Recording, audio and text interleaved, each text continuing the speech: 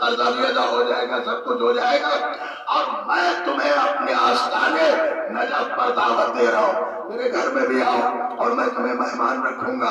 اب یہ کہتا ہے کیا قدرت نے بنا دیا کہ ایک بار خواب میں مولا لیا ہے، میرا قرض ایسے اسباب بن گئے کہ قرض ادا ہوتا چلا گیا۔ ہمارے لیے کیوں نہیں ہو پاتا؟ آپ کے لیے کیوں؟ ہم نے اپنی گھر کی جائیداد سمجھ لیا ہے۔ ملاحظہ کریں، یہ تو وہ ہے جو ہر ایک کے کام آتے ہیں، تو ہمارے کام بہت زیادہ آنا چاہیے۔ عزیزوں میں دلیل دے رہا ہوں، اب یہ کہتا ہے کہ میرا جب سب قرضہ ادا ہو گیا تو میں نجف گیا، مگر جب نجف گیا تو میں نے دیکھا لاکھوں کی بھیڑ، میں نے وہیں سے وہ فارسی کا ترجمہ کرا تھا، مولا میں آ نہیں سکتا، میں دل کا مریض ہوں، دوائیاں کھاتا ہوں، بھیڑ سے مجھے الجھانا ہے، اگر آپ مجھے بلایا اپنے، میں آ گیا، میں نے دہلیز چوم لی، بس میرے لیے اتنا، میں اتنی بھیڑ میں آپ کی قبر تک نہیں آ سکتا، یعنی مجھے معاف کر دیجئے گا، یعنی اب آپ کوئی ذریعہ ایسا نکال دیں کہ میں آپ تک پوری توجہ پہنچ جاؤں۔ وہ اس کتاب میں لکھتا ہے کہ میں نے دیکھا کہ قبر سے ایک انگلی برآمد ہوئی، اب سنیں تو صحیح، کتاب کا اسی لیے تو نام لیا، قبر سے ایک انگلی برآمد ہوئی اور میری انگلی کو پکڑا اور بس اس طرح کیا کہ لاکھوں کے مجمع سے میں دور، علی کی قبر سے لگا ہوا ہوں، میں پوری توجہ، علی کی قبر سے لگا ہوا ہوں۔ اب تو آپ سمجھ گئے، اما جب علی کے ایک انگلی کی کرامات یہ ہے تو اگر خیبر میں دو انگلی علی کی ہو جائے، صلوات پڑھیں محمد علیہ محمد۔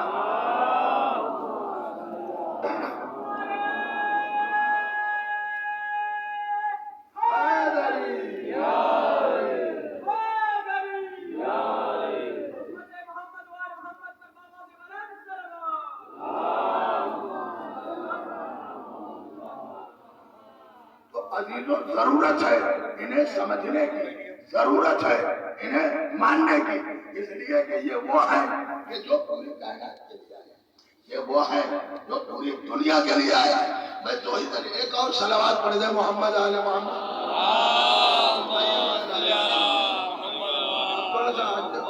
ایک اور صلوات پڑھ دیں محمد آل محمد۔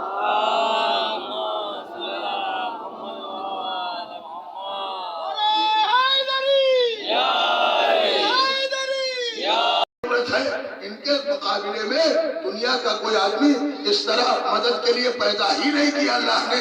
عزیزوں میں عرض کر رہا تھا آپ کی خدمت میں، آیت اللہ، اللہ کی نشانی۔ اب یہ اللہ کی نشانی کیا ہے؟ لیکن قرآن کے لیے میں نے عرض کیا، آپ یہ یقین رکھیں کہ قرآن میں ایک آیت بھی نہ کم ہے نہ زیادہ ہے۔ آپ کہیں گے اس کا ثبوت کیا ہے؟ اگر قرآن میں ایک آیت بھی پڑھی ہوئی ہوتی معاذ اللہ یا زیادہ ہوتی، تو جب واقعہ کربلا پیش آیا، امام حسین کے آپ خطبات دیکھیں، پوری کتابیں پڑھیں، ہر قدم تو کہیں تو امام حسین علیہ السلام یہ کہتے ہیں کہ یہ یزید نے اپنے آتنکواد کو بڑھاوا دینے کے لیے قرآن کی آیتوں میں اضافہ کیا ہے۔ ملاحظہ کریں، یہ امام حسین کہہ سکتے تھے، مگر آپ نے یہ نہیں فرمایا۔ اس کا مطلب قرآن اتنا ہی ہے جتنا اللہ کی بارگاہ سے جبریل امین لے کے آئے، بس قرآن کو سمجھنا مسئلہ۔ آپ کہیں گے کیسے؟ قرآن وہی سمجھا سکتا ہے جن کے گھر میں قرآن نازل ہوا۔ میں دلیل دے دوں، مولانا بھی کوشش فرمائے، اگر میری بات غلط ہو تو ٹوک دیں، بتا دیجئے کسی آیت میں کوئی اختلاف ہے؟ نہیں، پھر اختلاف کس چیز میں؟ ترجمے میں اختلاف ہے، انواد میں اختلاف ہے، ٹرانسلیشن میں اختلاف ہے، تو یہ آیت میں اختلاف نہیں ہے، ترجمے میں اختلاف ہے، ٹرانسلیشن میں اختلاف۔ آپ کہیں گے کیسے؟ میں 2-3 آیتیں پیش کر رہا ہوں، دیکھیں ہر مذہب ہر فرقے میں اختلاف ہے ان آیتوں کے ترجمے میں۔ اہدنا الصراط المستقیم، دیکھیں ہر ایک نے اپنے اعتبار سے ترجمہ کیا۔ یا ایھا الذین آمنوا اطیعوا اللہ واطیعوا الرسول واولی الامر منکم، ہر ایک نے اپنے فرقے کے نظریے کے اعتبار سے اس کا ترجمہ کیا۔ تو اس کا مطلب یہ ہے قرآن کی آیت میں اختلاف نہیں ہے، ترجمے میں اختلاف ہے، ٹرانسلیشن میں اختلاف ہے۔ تو اب اتنا اور کھل جاؤ کہ آیت کس کی ہے، ترجمہ کس کا ہے، کہا آیت اللہ کی بنائی ہوئی، اللہ کی بھیجی ہوئی، ترجمہ بندوں کا کیا ہوا، ترجمہ بندوں کا بنایا ہوا، آیت اللہ کی بھیجی ہوئی۔ لیجئے قرآن پڑھ کے یہ بھی مسئلہ حل ہو گیا کہ جب اللہ بنائے گا تو اختلاف اس میں نہیں ہوگا، لیکن جسے بندے بنائیں گے اختلاف اسی میں ہوگا۔ اب آپ ملاحظہ کریں، جسے بندے ترجمہ بندوں نے کیا اختلاف ہو گیا، آیت اللہ نے بھیجی اس میں کوئی اختلاف نہیں، تو اتنا تو طے ہے جسے اللہ بنا کر بھیجے گا اختلاف اس میں نہیں ہوگا، جسے بندے بنائیں گے اختلاف اس میں ہوگا۔ اب دلیل سن لیجئے، علامہ راحت حسین صاحب قبلہ گوپال پوری نے اپنے تفسیر انوار القرآن قرآن میں تحریر فرمایا کہ جب اول خلیفہ بنے تو ظاہر سی بات ہے انہوں نے کہا پوری دنیا میں مسلمان 75% اور شیعہ 25%، تو جب پہلے خلیفہ بنے تو 75% نے انہیں مانا، 25% نے نہیں مانا۔ جب دوسرے خلیفہ بنے تو 75% مسلمانوں نے مانا، 25% شیعوں نے نہیں مانا۔ جب تیسرے خلیفہ بنے تو 75 نے مانا، 25 نے نہیں مانا۔ ارے بھائی یہ 25 بھی مان لے تو پھر شیعہ کاہے کو رہ جائے؟ اے پوری توجہ، اگر یہ 25 بھی مان لے تو جب اول اور دوم اور سوم خلیفہ بنے تو 75 نے مانا، 25 نے نہیں مانا۔ لیکن وہ لکھتے ہیں کہ جب مولا علی خلیفہ بنے تو 75 نے بھی مانا، 25 نے بھی مانا۔ صلوات پڑھیں محمد علی محمد۔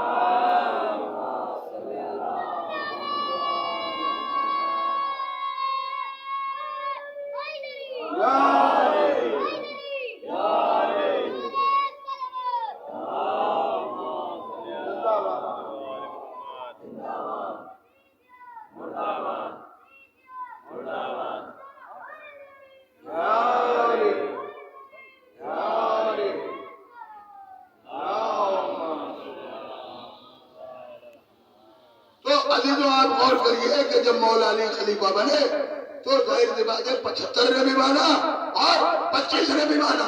اچھا قرآن کیا کہہ رہا ہے کہ ہماری آیتوں پر جو ایمان لا چکے ہیں، اللہ نے کتنی چیزوں کو آیتیں کہا ہے۔ آپ دیکھیے خانہ کعبہ کو اللہ نے اپنی آیت کہا، یہ کیا ہے؟ اچھا دیکھیے اللہ نے کعبے کو بنوایا کس سے؟ بنوایا ہے جناب ابراہیم، اور میں پوری ذمہ داری سے عرض کروں، میں جواب دوں گا۔ تو گھر اللہ کیسے ہیں؟ ویسے ہر مسجد اللہ کا گھر ہے، لیکن جن کی طرف رخ کر کے سجدہ ہوا وہ دو گھر ہیں، ایک ہے بیت المقدس اور دوسرے ہے خانہ کعبہ۔ یہ بھی 2 نبیوں نے بنایا، وہ بھی 2 نبیوں نے بنایا۔ اسے ابراہیم اور اسماعیل نے بنایا، اس کا نام کعبہ پڑا۔ اسے جناب داؤد اور سلیمان نے بنایا، اسے بیت المقدس کہا گیا۔ اب پھر میں عرض کر رہا ہوں، اس میں اللہ نے شرط نہیں لگائی۔ آپ پڑھ لیجئے قرآن کی تفسیر، پڑھ لیجئے تاریخ۔ ابراہیم اور اسماعیل سے جو اللہ نے کہا تو یہ شرط لگائی کہ کسی غیر معصوم کا بنانے میں ہاتھ بھی نہ لگے۔ میں یہ عرض کر رہا ہوں، لیکن جب بیت المقدس جناب داؤد نے بنیاد ڈال دی اور سلیمان نے بنوایا تو ان دونوں نبیوں نے نہیں بنایا، معمار اور مزدور لگائے تھے، خالی انتظامیہ میں تھے۔ وہاں مزدوروں نے گھر بنایا، وہاں معماروں نے گھر بنایا، یہاں صرف ابراہیم اور اسماعیل نے گھر بنایا۔ یا اللہ وہاں لوگوں کے ہاتھ لگے، سجدہ تو ادھر بھی ہو رہا ہے اور سجدہ ادھر بھی ہونا ہے، اس میں مسئلہ کیا ہے؟ کہاں وہاں مریم کو رہنا ہے، کیا سن رہے ہو؟ وہاں مریم کو رہنا ہے، عیسیٰ کو پیدا نہیں ہونا ہے۔ یہاں بنت اسد کو رہنا بھی ہے، علی کو پیدا بھی ہونا ہے، یہاں علی کو پیدا بھی ہونا ہے۔ اب دلیل سنیے، ہم تو یہی کہتے ہیں کہ صاحب مریم کو نکالا گیا، کیوں؟ اگر مریم کو نکالا جاتا تو 13-14 برس مریم کو ان کی وجہ سے نہیں نکالا گیا، مریم کو جو نکالا گیا تو عیسیٰ کی وجہ سے نکالا گیا۔ کیوں؟ اس لیے کہ اگر عیسیٰ پیدا ہو گئے اللہ کے گھر میں تو عیسائیوں کو دلیل مل جائے گی. ایسا کریں، ایک تو دلیل وہ رکھتے ہیں کہ ان کے باپ نہیں ہے لہذا وہ اللہ میاں کے بیٹے ہیں، اور اگر میرے گھر میں پیدا ہو گئے تو دوسری دلیل مل جائے گی کہ آپ بتائیے اللہ میاں کے بیٹے نہیں تھے تو اللہ کے گھر کیسے پیدا ہوئے؟ تو اگر عیسیٰ میرے گھر میں پیدا ہو گئے تو عیسائیوں کو دلیل مل جائے گی. تو میں نے مریم کو جو تھوڑی دیر کے لیے ہٹایا ہے تو مریم کی وجہ سے نہیں، عیسیٰ کی وجہ سے. کیا سن رہے ہیں؟ مریم کو جو ہٹایا ہے نکالا ہے تو مریم کی وجہ سے نہیں، عیسیٰ کی وجہ سے. تو اب پھر یہ بھی کہو کہ اب فاطمہ بنت اسد کو جو کعبے میں بلایا ہے تو فاطمہ بنت اسد کی وجہ سے نہیں، علی کی وجہ سے. دیکھیں ملاحظہ کر رہے ہیں، میرا جملہ آپ تک پہنچ رہا ہے. اچھا دیکھیے کیا ہے ماں کا کردار ہے. قذاب ماں کا کردار کیا ہے؟ قذاب جناب حاجرہ کا کردار یہی بات ہے. آپ کہیں گے کیسے؟ میں دو دلیلیں آپ کی خدمت میں عرض کر رہا ہوں اور دونوں آپ ملاحظہ کریں. حاجرہ کا کردار اور ابراہیم و اسماعیل کا کردار. حاجرہ نے کیا مدد کی؟ دیکھیے اللہ چاہتا تو اگر مردوں کی ہی فضیلت ہوتی ابراہیم و اسماعیل کا نام رہتا حج میں. جناب حاجرہ کی یادگار اللہ نے دو یادگاریں حاجرہ کی دکھائیں. ایک ماں ہے اللہ کے نام پہ نیکی کی ہے تو اسے رائے گا اللہ نے نہیں کیا. آپ کہیں گے کیسی نے کی؟ پہلی چیز علامہ مقبول صاحب نے اپنے زمینے میں تفصیلاً لکھا کہ یہ جو خانہ کعبہ میں غلاف پڑا ہوا ہے. اچھا ہمارے یہاں یہ پوچھا جاتا ہے، اکثر لوگ کہتے ہیں کہ صاحب اعتراض کرنا تمہارا کام ہے، تمہاری زندگی سے بھی گزر رہی ہے، تم اعتراض ہی کر سکتے ہو اور کیا کچھ نہیں. تو یہ کالا کپڑا جو پہنتے ہیں اور یہ تو ایسا ہے، یہ تو جہنمیوں والا، یہ تو فرعونیوں والا. تمہارا کام ہے صرف اعتراض کرنا. یہ مجلس کیوں کرتے ہیں؟ اتنا پیسہ کہاں سے آتا؟ اتنا خرچ کیوں ہو رہا ہے؟ اتنا یہ تمہارا کام اعتراض کر رہا ہے. لیکن یہ جو تم نے کہا کہ کالا کپڑا یہ غم کے لیے پہنتے ہیں، خالی ہم کالا کپڑا غم کے لیے نہیں پہنتے. دیکھیں کالے لباس کے دو کانسیپٹ ہیں، یہ غم کا لباس بھی ہے اور ظالم کے خلاف احتجاج بھی ہے. ایسا کریں، ظالم کے خلاف احتجاج بھی ہے. ابھی آپ نے لکھیم پور میں نہیں دیکھا کیا ہو رہا ہے؟ کیا ہو گیا؟ کہ صاحب آئے تھے کسان اور انہیں منتریوں کو کالے جھنڈے دکھانا تھے اور کالے لباس دکھانا تھے، لہذا جو کچھ ہوا آپ کے سامنے.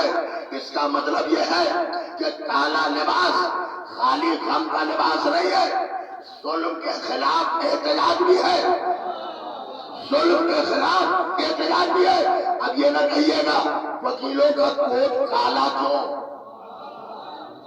اور جو جج فیصلہ کرتے ہیں قبلہ وہ علماء کی طرح بالکل ایک رضا ڈالتے ہیں جیسے عالم لوگ رضا. یہ جج کالی رضا جو ڈالے ہوئے اس کا مطلب یہ بتا رہا ہے کہ کسی بیوی کا حق نہیں ملا. کہیں کہیں مجھے کچھ کہنا پڑتا ہے تو عزیزوں یہ جناب حاجرہ انہوں نے جب سنا شروع میں کعبہ کیسے بنا، یہ ابراہیم و اسماعیل کی محبت تھی کہ بیت اللہ بنا دیا، مگر دھوپ ہو لوگ عبادت بھی نہیں کر پاتا اور گھروں میں تمیز بھی نہیں تھی جو بن گئے بعد میں قبیلے بنی جرام کے. تو ایک پہچان بھی جناب حاجرہ نے چادر دی اور شروع میں یہ دروازے کے پاس چادر ڈالی. اتفاق یہ ہے کہ وہ چادر بھی کالی تھی. اب آپ ملاحظہ کریں تو کہا میرے بیٹے اسماعیل اسے دروازے پہ اس طرح آویزہ کر دو، اسے ٹانگ دو کہ حاجی اسی کے سائے میں عبادت کر سکے. قدرت کو ادا پسند آئی کہ حاجرہ تمہیں حاجیوں کا کتنا خیال ہے، تمہیں نمازیوں کا کتنا خیال ہے، تمہاری ہم اس محبت کو عبادت بنا دیں گے. خیال کر رہا ہوں تمہاری محبت کو اب یہ ہمیشہ یہ غلاف پڑا ہوا جناب حاجرہ ہی کی تو نشانی ہے. گویا حاجرہ نے کہہ دیا اب اعلان کر دو دنیا میں مکے میں بیت بہتوں کے ہوں گے، اللہ کا بیت وہی ہے جو چادر کے نیچے ہو. اب آپ کیا سن رہے ہیں مجھے نہیں معلوم. اللہ کا بیت وہی ہے جو چادر کے نیچے. اب آپ سمجھے پیغمبر نے، دیکھیں میں اگر غلط کہہ رہا ہوں تو حکم ہے کم سے کم مولانا لوگوں کو تو آپ بتا دیجئے میری اصلاح کر دیں. پیغمبر کو اگر یہی تعارف کرانا تھا کہ یہ میرے اہل بیت ہے چادر میں، تو آپ پڑھ لیجئے، مباہلے میں بھی تو نبی نے کہا یا اللہ یہی میرے اہل بیت ہے. میں بڑی ذمہ داری درج کر رہا ہوں. اگر صرف اہل بیت ہی بتانا تھا تو مباہلے میں بھی تو کہا کہ پروردگار یہی میرے اہل بیت ہے، یہی میرا خاص ہے. تو پھر جب یہ کہہ دیا تو کساؤں کے لیے الگ سے انتظام کرنے کی ضرورت کیا تھی؟ نبی کو چادر لینے کی ضرورت کیا تھی؟ اچھا دیکھیے کہ اہل سنت عالم دین ہے، انہوں نے کتاب لکھی ہے جس میں 100 عورتوں کا نام لکھے، پورے نام ہی کتاب کا ہے دنیا کی 100 بہترین خاتون. اب پہلا نام کس کا ہے؟ سیریل پہ پہلا نام آپ دیکھیں اس کتاب میں ہے، قاضی ثناء اللہ صاحب اس کے مصنف ہیں.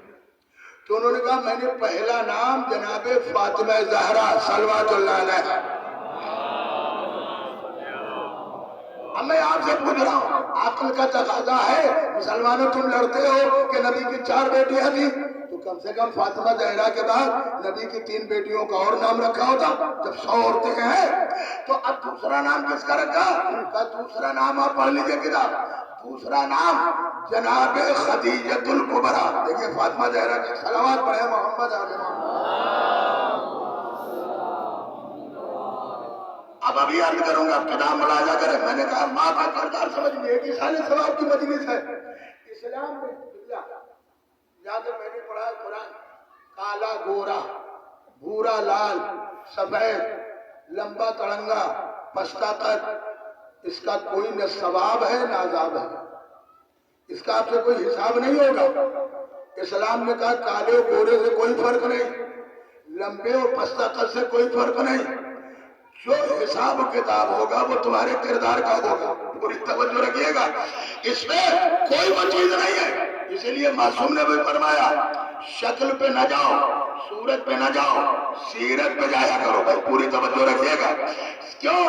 شکل ایک ٹائم گزرنے کے بعد شکل ختم ہو جاتی ہے وہ، مگر سیرت ہمیشہ باقی رہتی ہے، سیرت مٹتی نہیں ہے. تو عزیزوں یہ جو انہوں نے لکھا تو اس میں جملہ جس کے لیے میں زحمت دے رہا ہوں، کیا لکھا؟ کیا ذات کے کعبے والی بات یاد رکھیے گا. جملہ انہوں نے لکھا کہ پیغمبر اسلام فاطمہ زہرا کے گھر گئے نہیں، چادر ان کی لی نہیں. یہ تو شیعوں کی بنائی ہوئی بات ہے. اچھا انہوں نے کہا وہ تو ام المومنین کے گھر گئے تھے. اب ہم نام نالت بھی لیں تب بھی تو آپ سمجھ گئے ہوں گے. ام المومنین کے گھر گئے تھے اور انہوں نے نبی کو کالی کملی اڑا دی. اگر کالی لفظ نہ ملے تو میں ذمہ دار ہوں. اب یہ بتاؤ ہمارے کالے لباس پہ اتنا اعتراض اور نبی کی کالی کملی پہ کوئی اعتراض نہیں. اور قوالیوں میں بھی گاتے رہتے ہو کالی کملی والے، کم سے کم سفید چادر بنا لیتے. میں تھوڑی توجہ رکھیے گا. تو کہا کہ پیغمبر جب ام المومنین کے گھر گئے، انہیں کو بہت چاہتے تھے تو انہوں نے چادر اڑا دی. اور جب چادر اڑا دی تو انہیں کے گھر میں حسن و حسین آ گئے اور ان کو بھی نبی نے چادر میں لے لیا بھائی کالی کملی میں. اور پھر اس کے بعد فاطمہ زہرا آئی اور اس کے بعد مولا علی آئے. اور اب نبی نے فرمایا کہ پروردگار یہی ہے میرے اہل بیت. اور انما یرید اللہ کی پوری آیت ہے، انما یرید اللہ نہیں جمع پوری آیت آ گئی آیت حضرت. تو اب عزیزو سنیے گا، دیکھیے کوئی قاتل کی وکالت کرتا ہے، کوئی مقتول کی وکالت کرتا ہے، کوئی یزید کی وکالت کرتا ہے، کوئی حسین کی وکالت کرتا ہے. اب یہ اپنا اپنا نصیب ہے، ملاحظہ کریں، یہ اپنا اپنا نصیب ہے. آج بھی ایسے لوگ ہیں جو یزید کو رحمت اللہ کہنے پر تیار ہو گئے، جو یزید کو رضی اللہ کہنے پر تیار ہو گئے. تم جو یزید کو رضی اللہ کہنے لگے ہو، اب ہمیں اور شک ہو گیا کہ جتنے رضی اللہ ہیں سب یزید جیسے ہیں. جتنے رضی اللہ ہیں صلوات پڑھیں محمد آل محمد.